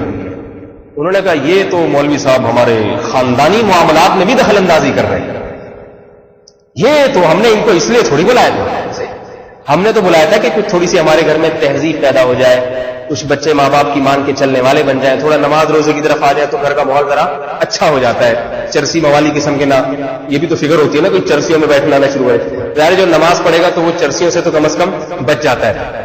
لیکن یہ مولوی تو ہمارے یعنی خاندانی معاملات میں دخل انداز ہے، اب شادی ہو رہی ہے اس میں جانے سے منع. اسی دن سے انہوں نے میرے بیان پہ پابندی لگائی، نہ اس آج کے بعد اب ان کا بیان نہیں ہوگا. بہرحال وہ ان کو بیچاروں کو جو ایک تقویت مل رہی تھی وہ آہستہ آہستہ اہل خانہ بھی ان کے ڈھیلے ہوتے چلے گئے. جب کہیں سے خوراک ملنا بند ہو جاتی ہے اور لائن ہی ڈسکنیکٹ ہو جائے تو ظاہر ہے پھر بیٹری چارج بھی ختم ہو جاتی ہے، آہستہ آہستہ بیٹری بھی ڈاؤن ہو جائے گی. تھوڑے عرصے تک تو وہ احتجاج کرتے رہے، اس کے بعد بیچاروں نے وہی کام شروع کر دیا جو عام لوگ کر رہے ہیں. تو میں یہ کر رہا تھا کہ یہ آج کی بات نہیں، پہلے لوگوں کو بھی یہی طریقہ ہے. کہہ رہے ہمارے داخلی معاملات میں گھسنے کی کوشش نہ کرو، ہمارے کاروبار ہم اپنی مرضی سے کریں گے. بلکہ بہت سے حرام خوروں نے، اللہ معاف فرمائے، بہت سے ایسے لوگ جن کی آمدن ان کو خود پتہ ہے کہ ناجائز ہے، وہ کچھ نہ کچھ مولوی حضرات سے دوستی بنا کے رکھتے ہیں اور اپنے ساتھ رکھتے ہیں ایک آدھ مولوی صاحب بھی. سمجھ آئی نا بات؟ اس لیے رکھتے ہیں کہ قیامت کے دن کچھ تھوڑا سا ایک عدد مولوی بھی ہونا چاہیے ہمارے ساتھ، صحیح ہے نا، تاکہ قیامت میں یہ تھوڑا سا ہمارے کچھ کام آ جائیں. اور دنیا میں بھی دعا ہوا کروانی ہے اور بچی کو دم درود کروانا ہے تو ایک آدھ ان کے ساتھ رہتا ہے جو انہی کی ہاں میں ہاں بھی ملاتا چلا جاتا ہے. تو میرے بھائی یہ طریقہ جو ہے نا صحیح نہیں ہے. صالح علیہ السلام نے جب کہا تو قوم نے یہ کہا کہ ہم اپنے گاہکوں کو جس طرح سے مال بیچیں آپ کو اس میں دخل اندازی کی اجازت نہیں. صالح علیہ السلام نے کیا فرمایا کہ میں تو صرف انصح لکم، تمہاری خیر خواہی چاہ رہا ہوں، میں تمہیں اپنے عذاب سے نہیں ڈرا رہا کہ میں ناراض ہو جاؤں گا. جس خالق کی تم نافرمانی کر رہے ہو وہ خالق ناراض ہو. آج نمازی بھی دفتر لیٹ پہنچتے ہیں اور تنخواہ پوری لیتے ہیں، نمازیوں کا یہ حال ہے. نمازی بھی رشوت لے رہے ہیں، اس کی وجہ ہے کہ ان کا خیال یہ ہے کہ اس سے کچھ بھی نہیں ہوگا، اس سے کچھ بھی نہیں ہوگا. تو میرے بھائی ایسا نہیں ہے. حلال و حرام ہی وہ بنیادی چیز ہے جس پہ آخرت میں بخشش کا اللہ تعالیٰ نے جس کو بخشش کا معیار بنایا. اگر ان چیزوں پردہ ہے عورت کے لیے، ایک عورت اگر پردہ کرتی ہے، چچا زاد بھائی سے، پھوپھی زاد بھائی سے پردہ کرتی ہے، خالہ زاد بھائی سے پردہ کرتی ہے، بڑا مشکل باتیں بتا رہا ہوں میں، ٹھیک ہے نا، لیکن اگر وہ ایسا کرتی ہے، بے شک اس کی نمازوں میں زیادہ تہجد نہ ہو، تسبیحات زیادہ نہ ہو، اللہ اس کی بخشش کر دے گا. لیکن ایک عورت صبح و شام 5 لاکھ دفعہ وظیفے پڑھتی ہے، جیسے کہ ہماری خواتین بہت ساری پتہ نہیں کیا کیا عبادتیں کرتی ہیں، میں تو حیران ہوں. ہمارے گھر میں بھی کچھ خواتین آ رہی ہیں تراویح پڑھنے کی، ہمارے گھر کا بعض حصہ مسجد میں داخل ہے تو وہاں تراویح پڑھتی ہے امام کی اقتدا میں، اتنی لمبی رکعتیں مگر وہ پڑھتی ہیں.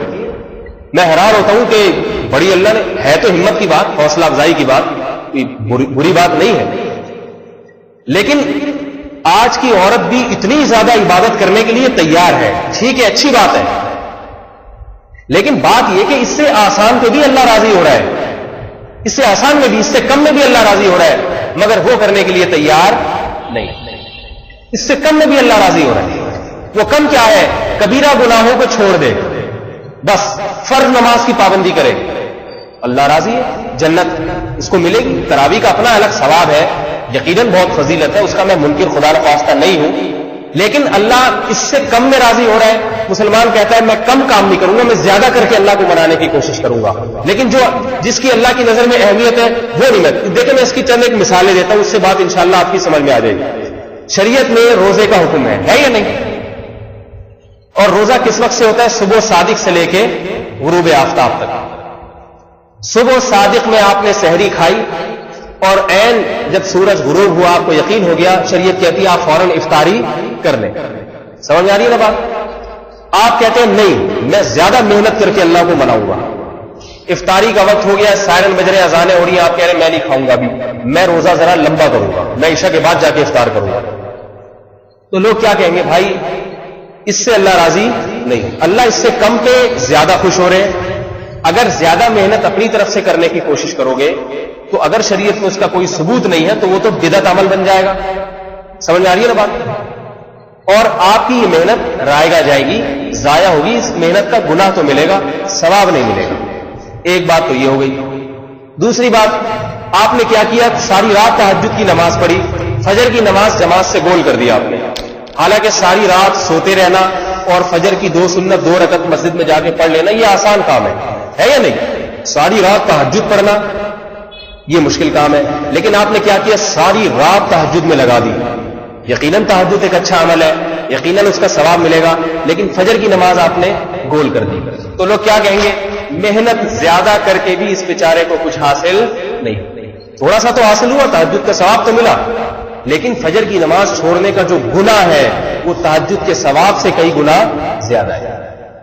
اللہ کے بتائے ہوئے طریقے کے مطابق تھوڑا عمل کر لے، تھوڑا عمل وہ زیادہ محبوب ہے اور زیادہ نجات کا ذریعہ ہے، اور اللہ کے بتائے ہوئے طریقے سے ہٹ کے کتنا ہی زیادہ عمل کر لے، اللہ قیامت میں کہیں گے نالائق جو کرنے کے کام تھے ان کی طرف تو تو نے اہمیت دی نہیں، اور جن چیزوں کی میری نظر میں بہت زیادہ اہمیت نہیں تھی ان پہ تو نے پورا زور لگا دیا، تو آج سوائے خسارے کے میرے پاس تیرے لیے کچھ بھی نہیں۔ تو میں بتا دیتا ہوں جلدی جلدی، قرآن کہہ رہے ہیں ان تجتنبوا کبائر ما تنہون عنہ نکفر عنکم سیئاتکم، فرمایا اگر تم کبیرہ گناہوں سے بچو گے اور چھوڑ دو گے، چھوٹی موٹی خطائیں ہم معاف کر دیں، تو اللہ خود بتا رہے بس کبائر کو چھوڑ دو میں بخش دوں گا۔ تو سلمان کہتے ہیں نہیں، یہ نہیں ہوگا، بس میں بہت کچھ کر لوں گا اللہ، میں 3 روزہ تراویح پڑھ لوں گا، 10 روزہ تراویح پڑھ لوں گا، اور معلوم نہیں میں اتنے پیسے فلاں جگہ پہ اس سال ثواب کے لیے خرچ کر دوں گا، لیکن تو نے جو 8-10 کام جو انگلیوں پہ گنے جا سکتے ہیں مجھے بتائے ہیں کرنے کے لیے وہ مجھ سے نہیں ہے، تو اللہ کیا فرمائیں گے؟ پھر میں تجھے جنت میں بھی داخل نہیں، کیونکہ سنت اللہ کی سنت، اللہ کا قانون وہ تبدیل نہیں ہو سکتا۔ تو موٹے موٹے احکام ہیں مردوں کے لیے بھی خواتین کے لیے بھی، وہ کر لینے چاہیے۔ کبیرہ گناہوں کو چھوڑ دو، ان کبیرہ میں سب سے پہلے شرک۔ اگر ایک آدمی کہتا ہے کہ اللہ کے سوا بھی کسی کو کچھ اختیارات ہیں میری بگڑی بنانے کے، مجھے اولاد دینے کے، میری روزی میں برکت دینے کے، اللہ کے رسول کو ہیں اختیارات، یا فرشتے کو ہیں، یا کسی ولی کو ہیں، تو یہ مشرک ہے۔ مشرک ایڑیاں رگڑ کے اپنی ایڑیوں کو گھسا دے اور سر اللہ کے سامنے سجدے میں رکھ کے سر کو گھسا دے، رو کے آنسوؤں کے دریا بہا دے۔ اللہ فرماتے ہیں کرامات راکھ کا ڈھیر جیسے ہوتا ہے نا، راکھ کا ڈھیر دیکھنے میں کتنا بڑا، لیکن پھونک مارے راکھ سب سے پہلے اڑ جاتی ہے، ایسا بے وزن عمل ہے یہ، اللہ کے ہاں اس کی کوئی قیمت نہیں۔ آج کتنے لوگ یہ کوئی یا علی مدد کے نعرے لگا رہے ہیں، کوئی یا رسول اللہ مدد کے نعرے لگا رہے ہیں، کوئی یا غوث اعظم مدد کے نعرے لگا رہے ہیں، کوئی کچھ پتہ نہیں چلتا، کبھی اللہ سے مانگ رہے ہیں، کبھی اللہ کے رسول سے مانگ رہے ہیں، کبھی علی سے مانگ رہے ہیں، کبھی حسین سے مانگ رہے ہیں، کبھی کسی کے نام پرچیاں، کبھی کسی کے نام نظریں، کبھی کسی کے نام منتیں۔ تو میرے بھائی قرآن نے واضح لفظوں میں بتا دیا کہ مشرک کی قیامت کے دن کوئی مغفرت نہیں۔ میرا خیال نہیں آ رہی بات سمجھ؟ تو شرک سے انسان سب سے پہلے اپنے آپ کو بچائے، یہ یقین رکھے کہ تمام طاقتیں، تمام قوتیں صرف اور صرف اللہ کے پاس، اور اللہ نے اپنے اختیارات میں سے ذرہ برابر بھی اختیار نہ کسی ولی کو دیا، نہ کسی فرشتے کو، نہ کسی پیغمبر کو۔ اللہ اگر کسی نبی سے خوش ہوتے ہیں، ولی سے خوش ہوتے ہیں، اسے جنت کی نعمتیں، اپنا قرب کو عطا فرماتے ہیں، اپنے اختیارات اور اپنی حکومت میں اس کو ذرہ برابر بھی شریک نہیں کرتے، کیونکہ اللہ فرماتے ہیں میں تلے تنہا اکیلا ہوں، لم یتخذ صاحبۃ ولا ولدا، نہ میں نے کسی کو اپنی بیوی بنایا، نہ کسی کو اپنی اولاد بنایا، لا وزیر لہ، اس کا کوئی وزیر مددگار نہیں ہے، کوئی بھی نہیں جس کو اللہ نے اپنے اختیارات میں شریک کیا ہو، یہ واضح لفظوں میں بتا دوں۔ تو پہلا تو کیا ہے میرے بھائی؟ شرک۔ تو یہ اللہ کا فضل ہے، ہم میں سے اکثر لوگ الحمدللہ شرک سے بچتے ہیں، لیکن ایک جگہ گڑبڑ ہو رہی ہے۔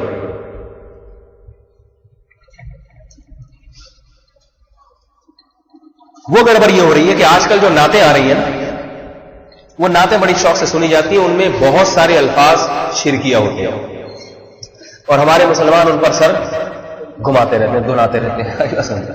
تو نعت سننے میں یہ خیال کیا کریں کوئی ایسا شعر، کوئی ایسا لفظ جس سے پتہ چلتا ہو کہ اللہ اس کے رسول میں کوئی فرق ہی نہیں ہے، تو وہ ہٹا دیا کریں۔ ایسی نعت کو اپنے موبائل سے اور کمپیوٹر سے نکال دیں، پابندی لگا دیں، چاہے کسی نے بھی پڑھی۔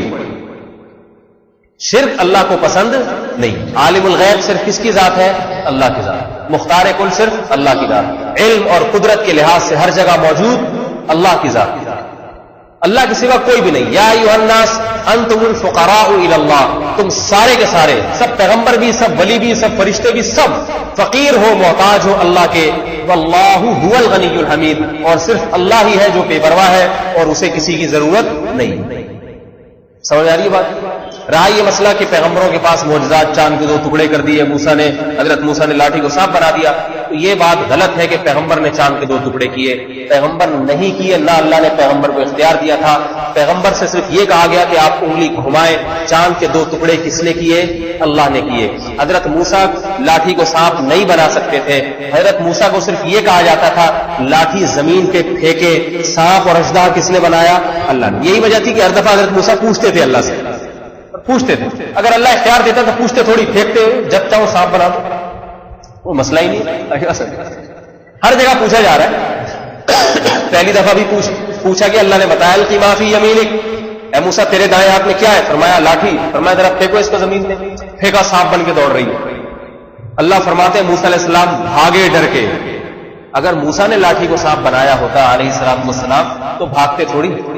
یہ جو شعبدیں دکھاتے ہیں، کرتب دکھاتے ہیں، یہ کہ یہ بنا دیا، ڈر کے تھوڑی بھاگتے ہیں، وہی کھڑے رہتے ہیں۔ ان کو پتا ہے ہمارے بنایا ہوا ہے، نظر کا دھوکہ ہے، دماغوں کو ہم نے خراب کیا، دوبارہ ویسا کر دیں گے۔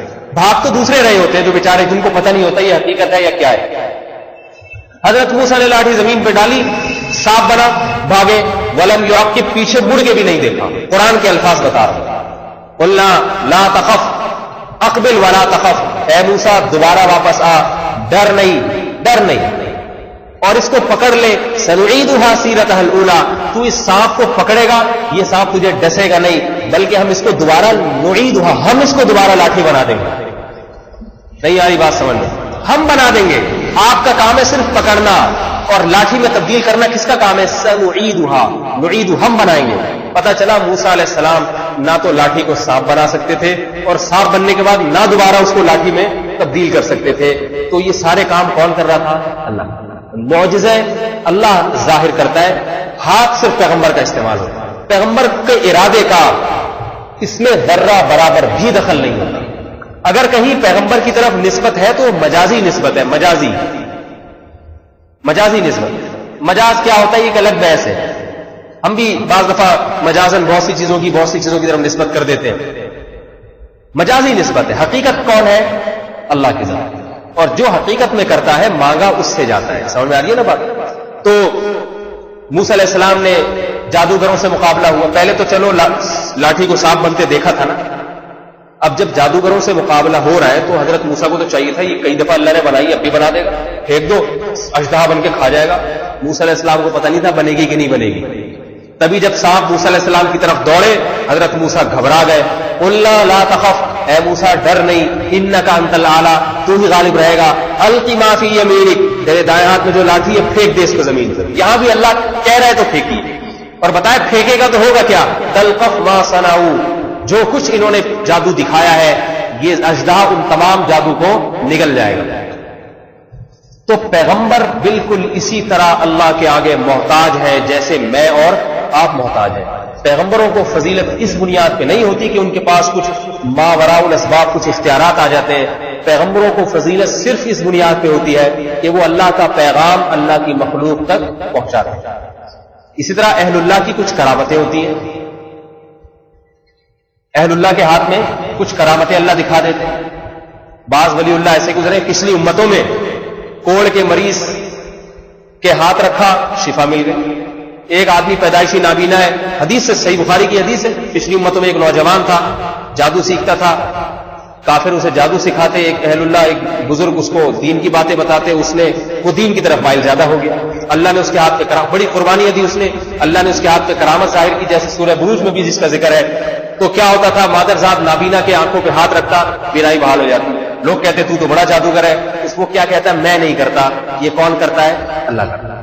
تو اہل اللہ کی جو ہاتھ میں کرامتیں واضح دفعہ ظاہر ہو جاتی ہیں، پہلی بات تو اہل اللہ ہونا چاہیے. سمجھ آ رہی ہے بات؟ آج کل جس قسم کی کرامتیں جس قسم کے لوگوں کے ہاتھ پہ جاری ہو رہی ہیں، ان میں سے اکثر اہل اللہ نہیں ہے بلکہ اہل الشیطان ہے. سمجھ آ رہی ہے بات؟ مزاروں پہ بیٹھنے والے اہل بدعت ہوتے ہیں. اہل اللہ، کیونکہ اللہ کے نبی نے مزاروں کو گرانے کا حکم دیا ہے. مزاروں کو آباد کرنے، بیٹھنے کے ٹھکانے لگا کے وہاں بیٹھنے، اور جو آ رہے چڑھا رہے ان کے لڈو کھانے اور حلوے کھانے کا اللہ نے حکم نہیں دیا. حضرت علی کو بھیجا، صحیح حدیث ہے کہ جو قبر ایک بالش سے زیادہ اونچی نظر آئے اسے گرا دو. جو کام نبی کر رہے ہیں، اور آپ نے فرمایا اے اللہ یہود و نصارہ پر لعنت کر، یہود و نصارہ پر اللہ کی لعنت ہو. انہوں نے اپنے پیغمبروں کے مرنے کے بعد ان کی قبروں کو سجدہ گاہ بنایا. اے اللہ میری قبر کو سجدہ گاہ نہ بنا. اور فرمایا کہ میری قبر کو عید کے میلوں کی طرح نہ بنانا. جب محمد صلی اللہ علیہ وسلم کی قبر پہ عرس نہیں ہو سکتا، اور آج تک نہیں ہوتا، وہاں میلے ٹھیلے نہیں ہو سکتے، وہاں لوگ دھرنے دے کے نہیں بیٹھ سکتے، تو کسی اور بزرگ کی قبر پہ کیسے بیٹھ سکتے ہیں؟ یہ بالکل حرام ہے، جائز نہیں ہے. قبرستان میں رش لگانا یہ ویسے ہی ناجائز ہے. قبرستان کوئی آباد کرنے کی جگہ تھوڑی ہے، تو خاموش کالونی ہے. گزرو چپکے سے، میت کے لیے دعا کرو، اپنے لیے کچھ عبرت حاصل کرو، ہم نے بھی آنا ہے، نکل لو وہاں سے. آج قبرستان پہ ایک بیٹھے ہوئے ہوں گے عزیز میاں قوال کی طرح کے بزرگ، صحیح ہے نا، لوگ آ رہے ہوں گے تعویذ دم درود اور کرامتیں دکھا رہے ہوں گے. یہ کرامتیں نہیں ہوتی، یہ شعبدے ہوتے ہیں. شعبدے بعض لوگ جنات سے کام لیتے ہیں الٹے سیدھے. سمجھ میں آ رہی ہے نا بات؟ اور جنات کو اللہ نے کسی قسم کے اختیارات نہیں دیے. جنات الٹی سیدھی کچھ حرکتیں ایسی دکھا دیتے ہیں، لوگ کہتے ہیں یہ بابا تو بڑا طاقتور، پتہ نہیں کیا کر سکتا ہے، کچھ بھی نہیں کر سکتا. نازیبا الفاظ استعمال کر رہا ہوں، اس بابا کا پجامہ چھین کے اگر بھاگ جائے، خدا کی قسم وہ اپنا پجامہ نہیں چھین سکتا عزت بچانے کے لیے، معذرت کے ساتھ. لیکن اس وقت میرے ذہن میں اس سے اچھی کوئی مثال آ نہیں رہی. آئی بات سمجھ؟ جو بابا اپنا پجامہ نہ، وہ اولاد کہاں سے دے گا آپ کو؟ وہ آپ کی بگڑی کہاں سے بنائے گا؟ صحیح ہے نا؟ ایسے بدبخت ہوتے ہیں یہ. ان کے کرتب اور ان کے شعبتوں سے کبھی متاثر نہ ہوا کریں. کبھی متاثر کچھ بھی دکھا دیں، ہوا میں اڑ کے دکھا دیں. نظر کا اکثر تو نظر کا دھوکہ ہوتا ہے. نظر کے دھوکے بڑے عجیب عجیب ہوتے ہیں. آپ کو بتاؤ یہ باقاعدہ فن ہے. جن لوگوں کو اس میں مہارت ہو جاتی ہے نا دماغ کو کنٹرول کرنے کی، آپ کے سامنے مٹی ہاتھ پہ رکھیں گے اور کچھ پڑھ کے پھونکیں گے، آپ کو مٹی سونے کی ڈلی نظر آئے گی. ہر ایک پر اثر نہیں ہوتا، یاد رکھیں، ہر ایک پر نہیں ہوتا. لیکن ذرا سے بھی ذہن کمزور ہوگا وہ متاثر ہو جائے گا. ایک جلدی علی واقعہ سنا دو. ہمارے ایک دوست نے بتایا کہ کہیں جا رہے تھے، کہہ رہے میں نے دیکھا ایک بابا کھڑا ہوا اتنی بڑی داڑھی صدر میں، مجھے بلایا ادھر آ بھائی. میں نے پوچھا جی. کہہ رہے یہ اٹھا، زمین پہ ایک ماچس کی تیلی پڑی تھی. کہا اٹھا. یہ کیا ہے؟ میں نے کہا ماچس کی تیلی. کہا اسے کھا جا. کہہ رہے میں نے کہا بابا کہہ رہے کھانا پڑے گا. کھایا تو مصری تھی، میٹھی، نکل لیا میں نے کہا یار بڑے پہنچے ہوئے بزرگ ہیں. اس نے کہا یہ اٹھا، کچھ اور اٹھایا مٹی کا ڈلا، کھا جا. کھایا تو وہ چنا تھا یا پتہ نہیں کیا، عجیب عجیب شعبے دے. کہہ رہے اتنے میں دو چار اور نوجوان آ گئے، ان کو بھی ایسے ہی کیل کو کبھی چینی بن رہی ہے کبھی کیا بن رہی ہے، اور بابے کے کرشمے. لڑکے حیران ہو رہے ہیں. کہہ رہے مجھے یہ تھوڑا علماء کے ساتھ اٹھنا. کہہ رہے میں نے کہا یہ کوئی نہ عجیب سا تصرف دماغ پہ کر رہا ہے، یہ جیبے ویبے لوٹ کے بھاگے گا. اس سے پہلے کہ کچھ کرے یہ الٹی سیدھی حرکت نکل لو. کہتے ہیں نا پتلی گلی سے نکل لو. کہہ رہے میرا سائڈ پہ ہو گیا. میں نے کہا دیکھو ان کے ساتھ معاجرہ کیا ہو رہا ہے. کچھ نوجوان تھے، ان کو یہ آدمی جانتا بھی تھا. کہہ رہے ان کو اسی طرح کچھ دکھاتا رہا تو ان لڑکوں نے نکال کے بابا کو ہدیہ دیا 500 روپئے. انہوں نے کہا پھر مٹی ہے مٹی، دولت، ہم اس دولت پہ نہیں مرتے، ہمارے لیے مٹی ہے. ان کو اور اعتقاد ہو گیا کہ حضرت تو کچھ ضرورت سے زیادہ پہنچے ہوئے ہیں. اتنے پہنچے ہوئے پاکستان میں کم از کم نہیں ہو سکتے، بہت ہی پہنچے ہوئے، پیسہ ہی نہیں لے رہے. خیر اس طرح لوگ آتے گئے. حضرت صاحب کبھی مٹی کو کیا بنا کے دکھا رہے ہیں، کبھی کسی کو کیا بناؤ، بن کچھ نہیں رہا تھا سوائے دماغ پہ مسمرزم جو ہے نا، یہ قل اللہ پڑھنے سے بھی ہو جاتا ہے. یہ بتا دوں آپ کو، میں قرآن کی آیتیں پڑھنے سے بھی ہو جاتا ہے، بس اس کو دماغ پہ قابو میں رکھنا پڑتا ہے. کہہ رہے اس بزرگ نے، فراڈی نے، ان سے نوجوانوں سے کہا کہ ان نوجوانوں نے کہا کہ حضرت، بزرگ نے پیشکش نہیں کی ان نوجوان خود ہی کا حضرت آپ آج کل تو ہر ایک کی دولت چاہیے نا، حضرت آپ کچھ ایسا عمل بتا دیں جس سے ہمارے پاس جو دولت ہے وہ دگنی ہو جائے. اس نے کہا ٹھیک ہے، ہمارے لیے تو یہ دولت مٹی ہے، مٹی، تم ایسا کرو ہمیں اپنے گھر لے جاؤ اور جتنا سونا ہے لا کے رکھو، میں اس کو پھونک ماروں گا ڈبل ہو جائے گا. انہوں نے کہا چلو جی، گاڑی میں بٹھائے لے گئے. اس بزرگ صاحب نے کیا کیا ہے، صوفے پہ بیٹھ کے جتنا سونا ہے منگوایا اور گھر کی خواتین سے ایک ایک بالی، ایک ایک لاکٹ اتروایا، گھڑیاں اتروائیں، کہا جتنے پیسے رومال میں ڈبل، ہر چیز ہوگی، ہر چیز ڈبل ہو جائے گی. ایوا سمجھ، چھوڑنا چھپانا کچھ نہیں. انہوں نے کہا ظاہر ہے بزرگ ہے، ان کو تو ویسے ہی پتا چل جائے گا کہاں کیا چھپایا ہوا ہے. حالانکہ پتا کچھ نہیں چلتا بھائی. لا کے سب کچھ رکھا اور سب مرد و خواتین کو کہا کہ آپ لوگ سر پہ چادر ڈال کے بیٹھ جائیں اور یہ والی تسبیح پڑھنا شروع کرتے ہیں. ابھی عمل شروع ہو رہا ہے، عمل شروع ہو رہا ہے. یہ والی تسبیح گردن جھکا کے سب پڑھے اور عمل شروع ہو رہا ہے. میں بھی پڑھوں گا، میں پھونک لگاؤں گا، ڈبل ہو جائے گا.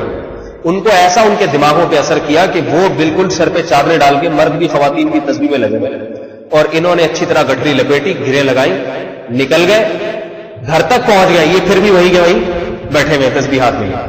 کافی دیر کے بعد جب دماغ پہ وہ چیزیں چھٹی ہیں اور ختم ہوئی ہیں، اپنے ہوش میں آئے، دیکھا بڑے چیخے، کوئی ڈاکو اتنا مال نہیں لے کے بھاگتا جس طرح وہ بدبخت لے کے بھاگا. سمجھ میں آ رہی ہے بات؟ تو شعبتوں سے فوراً متاثر نہیں ہو جانا چاہیے. ہاں بعض دفعہ اہل اللہ کے ہاتھ پہ کرامت ظاہر ہوتی ہے، تو فرق یہ ہونا چاہیے کہ اہل اللہ ہے یا نہیں ہے. تو اور یاد رکھو اہل اللہ کے ہاتھ بھی بعض دفعہ کرامت ظاہر ہوتی، وہ کرامت نہیں ہوتی. بعض دفعہ ان کے دماغ پہ کوئی تخیل ہو جاتا ہے. ابھی ایک ایس ایم ایس بہت گھوم رہا ہے کہ ایک بزرگ کے بارے میں کہ ان کو کشف ہوا ہے کہ 21ویں رات جو تھی نا وہ لیلۃ القدر تھی. تو یہ بات مناسب نہیں ہے. آئی بات سمجھ؟ اگر کشف ہوا بھی ہے تو کشف کوئی شرعی حجت نہیں ہے. اپنی ذات کی حد تک، جیسے مجھے اگر کشف ہو جائے آج لیلۃ القدر ہے تو زیادہ زیادہ میں یہ کہوں گا کہ غالب گمان میرا یہ ہے کہ آج لیلۃ القدر ہو سکتی ہے، لیکن مجھے یہ نہیں چاہیے کہ میں دوسروں کو بتاؤں. شریعت نے ایک چیز کو چھپایا ہے، اس میں حکمتیں ہیں. اب اگر 21ویں رات لیلۃ القدر تھی، اس کا مطلب ہے آج پھر سو جاؤ کراٹے لے. صحیح ہے نا؟ شریعت نے چھپایا اس لیے تاکہ پتہ نہ چلے اور اس لالچ میں پورے اشرے عبادت چلتی رہے. تو شریعت کیوں میرے بھائی کسی کو بتائے گی اس طرح یقینی طور پر؟ تو بعض چیزیں کرامت نہیں ہوتی، لیکن بزرگ بھی بعض دفعہ اس کو کرامت سمجھ رہے ہوتے ہیں، حالانکہ اس کا کرامت سے تعلق نہیں ہوتا. علم میں بعض دفعہ پختگی نہیں ہوتی، مضبوطی نہیں ہوتی. ایک غیر کرامت کو انسان کرامت سمجھنا شروع کر دیتا ہے اور ان کے مریدین بھی. اس میں بزرگ کی غلطی نہیں ہوتی. بعض دفعہ علم کامل نہیں ہے، اس کی وجہ سے انسان غیر کرامت کو کرامت سمجھنا شروع کر دیتا ہے. تو یہ بھی ہوتا ہے. اس لیے ان کرامتوں کے چکر میں پڑنے کے بجائے بہتر نہیں ہے کہ جو شریعت نے قرآن حدیث لکھا ہے اس پر عمل کرتے چلے جائیں. اللہ آپ کو ہی صاحب کرامت بزرگ بنا دے گا. آپ کے ہاتھ میں ہی اللہ کرامتیں ظاہر کرنا شروع کر دیں گے اگر کبیرہ گناہوں سے بچنا شروع کر دیں. اور سب سے بڑی کرامت جو اہل تقویٰ کو عطا ہوتی ہے، یرزقہ من حیث لا یحتسب، وہ کہ ان کو ایسی جگہ سے اللہ روزی عطا فرماتے ہیں جہاں سے گمان نہیں ہوتا. یہ کرامت ہر متقی کے ہاتھ پہ جاری ہوتی ہے جو کبیرہ گناہوں سے، جو مرد بچے گا، جو عورت بچے گا. تو میں اپنی بات کو ختم کرتا ہوں. وہ کبیرہ گناہ کی فہرست تو اب تھوڑی سی ہے، اس میں وقت کافی زیادہ لگ جائے گا. موٹے موٹے بتا دیتا ہوں. شرک یہ سب سے بڑا کبیرہ گناہ ہے. نماز کو جان کر قضا کر دینا، فرض نماز کو، کبیرہ گناہ ہے. اپنے ماں باپ کے دل دکھانا، ان کی نافرمانی کرنا، ان کو ستانا، کبیرہ گناہ. خونی رشتوں کو توڑنا، بھائی بہن کا رشتہ ہے اور چچا پھوپھی خالہ وغیرہ کا قریبی رشتہ، ان کو توڑنا. کئی سال ہو جاتے ہیں جناب بہن بھائیوں میں بات بند ہے، بات نہیں کرتے. یہ کبیرہ گناہ ہے. نبی علیہ السلام نے فرمایا کہ لیلۃ القدر میں بھی ایسے شخص کی بخشش نہیں ہوتی، لیلۃ القدر میں بھی نہیں ہوتی. اتنا بڑا جرم ہے. اسی طرح سود کھانا بہت بڑا جرم ہے. مسلمان کو ناحق قتل کر دینا بہت بڑا جرم ہے. اور کسی کے گناہ، کسی نے کوئی چھپ کے گناہ کیا، بے شک وہ کبیرہ ہو، اس نے چھپ کے کیا، آپ نے دوسروں کے سامنے اس کے گناہ کو ظاہر. یہ آج بہت بڑا مرض ہے، فیشن بن چکا ہے. وہ فلاں آدمی یہ کام کر رہا تھا، تو اس نے اتنا بڑا جرم نہیں کیا، آپ نے اس کے جرم کو ظاہر کر کے اس سے بڑا جرم کیا.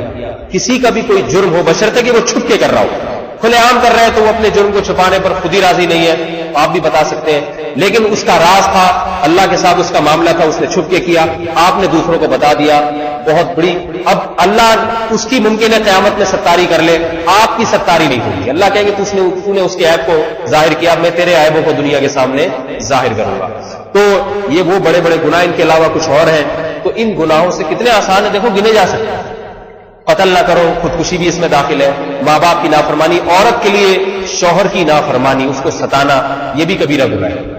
آج عورت ہر ایک کو خوش رکھے گی، نہیں ہوگا تو اس کا شوہر اس سے خوش نہیں ہوگا۔ ہر ایک خوش ہے، شوہر خوش نہیں ہے۔ حالانکہ عورت کسی کو خوش نہ رکھے، صرف اپنے شوہر کو خوش رکھ لے، جنت میں چلی جائے گی۔ اللہ کے نبی نے فرمایا وہ عورت جنت میں نہیں جا سکتی جس کی اس حال میں موت واقع ہوئی کہ اس کا شوہر اس سے راضی نہیں تھا۔ کتنی بڑی وعید ہے۔ آج عورتیں تراویح بھی پڑھیں گی، تہجدی بعض عورتیں پڑھ لیتی ہیں، اور اشراق توابین بھی، شوہر خوش نہیں ہے، اس کی خدمت نہیں، اخلاق نہیں ہے، اس سے بات کرنے کی تمیز نہیں ہے، سلیقہ نہیں ہے۔ حالانکہ عورت پر شوہر کا اتنا بڑا احسان ہے، خدا کی قسم ہماری عورتوں کو اگر یقین نہ آئے، جاؤ یورپ کی انگریز عورتوں کو جا کے دیکھو، وہاں کوئی مرد عورت کو بیوی بنانے کے لیے تیار نہیں ہے۔ ان کو پتہ ہے بیوی بنا کے بہت بڑی مصیبت گلے پڑ جاتی ہے، بہت بڑی مصیبت، ساری زندگی اس کو کھلانا پڑے گا، اس کو گھر کرائے پہ لے کے دینا پڑے گا، اس کی اولاد کے خرچے اٹھانے پڑیں گے، بیٹیاں ہوں گی ان کی شادیوں کی ذمہ داری ہوں گی، یہ ساری ٹینشنیں ہیں، مصیبتیں ہیں۔ ہمارا الحمدللہ ہمارے ہاں کے مرد یہ ساری ٹینشنیں اور مصیبتیں اٹھاتے ہیں یا نہیں اٹھاتے؟ حالانکہ نہ اٹھائیں مرد کو اتنا بڑا نقصان نہیں ہے۔ مرد اگر شادی نہ کرے زنا کرتا رہے گا، آخرت کا نقصان تھا، مگر دنیا تو گزر جائے گی بہت آرام سے، لیکن نقصان کس کو ہوگا؟ عورت کو، اسے عزت نہیں ملے گی۔ نکاح کرنے والا مرد کتنی مصیبتوں میں پھنس جاتا ہے، رات کو دیر سے گھر آئے بیگم صاحبہ پوچھیں گی، تبھی بہت سے لوگ کرتے ہی نہیں، اور کرتے ہیں تو بعض دل میں دعائیں، کسی سے کہہ تو سکتے نہیں مولوی صاحب میری بیوی کے مرنے کی دعا فرما دو، لیکن دل میں تمنا ہوتی ہے یا اللہ میرے کہے بغیر خود سے یہ کام کر لیں۔ بہت سو کی ہے، ایک آدمی کی بیوی مر گئی، مری نہیں تھی، سکتا ہوا تھا اس کو، تو جنازہ جا رہا ہے تو کھمبے سے ٹکرا گیا، بیگم صاحبہ اٹھ کے بیٹھ گئی۔ اب کسی کو کہہ تو سکتا نہیں، لیکن دل میں بڑا ہو یار یہ کیا ہو گیا۔ اب اگلی دفعہ جب واقعات میں انتقال ہوا تو لوگ کلمہ پڑھتے ہوئے جا رہے ہیں اور یہ کہہ رہے بھائی ذرا کھمبا بچا گئے، بھائی ذرا کھمبا بچا گئے۔ لوگوں نے یہ لطیفے کیوں بنائے ہوئے ہیں؟ اسی لیے کہ اکثر لوگ اپنی بیویوں سے خوش نہیں، زبان دراز، سب کی بات نہیں کر رہا، تنگ کرتی ہیں، یہ نہیں دیکھتی کہ یہ مجھے کھلاتا ہے پلاتا ہے، سارے خرچے یہ اٹھاتا ہے۔ اگر اپنے باپ کچھ تحفے تحائف دے دے نا تو بیگم صاحبہ کہ دیکھو عید کے کپڑے میرے والد نے بنائے، آپ کو عید کے کپڑے بنانے کی بھی توفیق نہیں ہوئی۔ عید کے کپڑے بنا کے کیا کر دیا اس نے؟ سارا سال تو آٹا دال گھی بجلی کا بل گیس کا بل یہ ادا کر رہا ہے، اپنے باپ سے بولو کر کے دکھائیے۔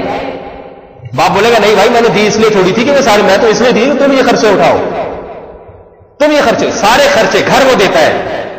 اور ہونے والی انگریز اپنے بچوں سے مکر جاتے ہیں، انگریز اگر شادی کر بھی رہے گا نا بچوں کو میرا نہیں بھائی، کیونکہ اس کو پتا ہے اگر میں نے مان لیا میرا عدالت اس کے سارے خرچے مجھ پہ ڈال دے گی۔ وہاں کہتے ہیں ہٹاؤ بھائی میرا نہیں ہے، ڈی این اے ٹیسٹ سے پکڑے جاتے ہیں یہی ہے، پکڑو اس کو۔